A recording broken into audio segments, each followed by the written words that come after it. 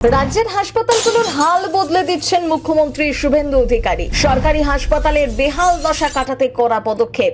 দালাল রাজ শেষ করলেন মুখ্যমন্ত্রী। এবার রাজ্যের হাসপাতালগুলিতে গিয়ে রীতিমতো হুঙ্কার, বেড নেই, চিকিৎসা হবে না, এসব আর শুনতে হবে না আপনাকে।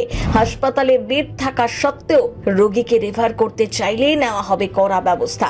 ঠিক কি নির্দেশ দিয়েছেন রাজ্যের নতুন মুখ্যমন্ত্রী? হাসপাতালে বেড থাকলেও রোগীদের প্রয়োজনে পাওয়া যায় না, বেড কিনতে হয় চড়া দাম দিয়ে।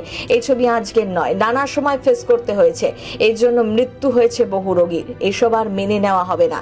এবার থেকে প্রতিটি হাসপাতালে ডিসপ্লে বোর্ড রাখতে হবে, সেখানে বেডের সংখ্যা কত বেডে রোগী রয়েছে তার হিসেব উল্লেখ থাকতে হবে। হাসপাতালগুলিতে দালাল রাজ রুখতে কড়া ব্যবস্থা নিলেন মুখ্যমন্ত্রী শুভেন্দু অধিকারী। মেডিকেল কলেজগুলিতে ডাক্তারি পড়ুয়াদের নিরাপত্তা জোরদার করার নির্দেশ দিয়েছেন। ক্যাম্পাস চত্বরে বহিরাগতদের আনাগোনায় কঠোর পদক্ষেপ নেওয়ার কথা বললেন।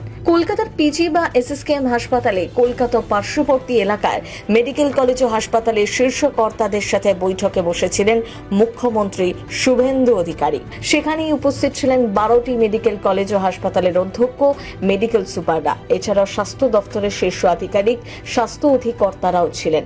পাশাপাশি বিজেপির 2 বিধায়ক, চিকিৎসক ডাক্তার ইন্দ্রনীল খাঁ এবং ডাক্তার শারদ দত্ত মুখোপাধ্যায়ও হাজির ছিলেন। আর সেই বৈঠকেই হাসপাতালের হাল ফেরানোর জন্য একাধিক দাওয়াই দিয়েছেন। এছাড়াও রাজ্য জুড়ে অ্যাপ নির্ভর অ্যাম্বুলেন্স ব্যবস্থা তৈরি করা হবে। অ্যাম্বুলেন্সগুলিতে জিপিএস ট্র্যাকার থাকবে। স্বাস্থ্য ভবনে তৈরি হবে ওয়ার রুম, আর তার লিঙ্ক থাকবে মুখ্যমন্ত্রীর ঘরে, যাতে নজরদারি রাখবেন খোদ মুখ্যমন্ত্রী।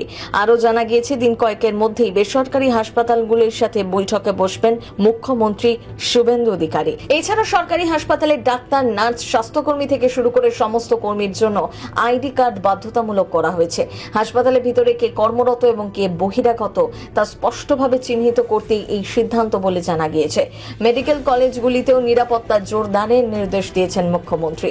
ক্যাম্পাসে বহিরাগতদের অবাধ প্রবেশ বন্ধ করতেই কঠোর পদক্ষেপ নেওয়ার কথা বলেছেন মুখ্যমন্ত্রী শুভেন্দু অধিকারী। বেসরকারি হাসপাতালগুলি 15% বেড সাধারণ মানুষের চিকিৎসার জন্য ব্যবহারের বিষয়ে খুব শীঘ্রই বৈঠক করতে পারেন মুখ্যমন্ত্রী। এখনো পর্যন্ত স্বাস্থ্য দপ্তরের দায়িত্ব মুখ্যমন্ত্রী শুভেন্দু অধিকারীর হাতেই।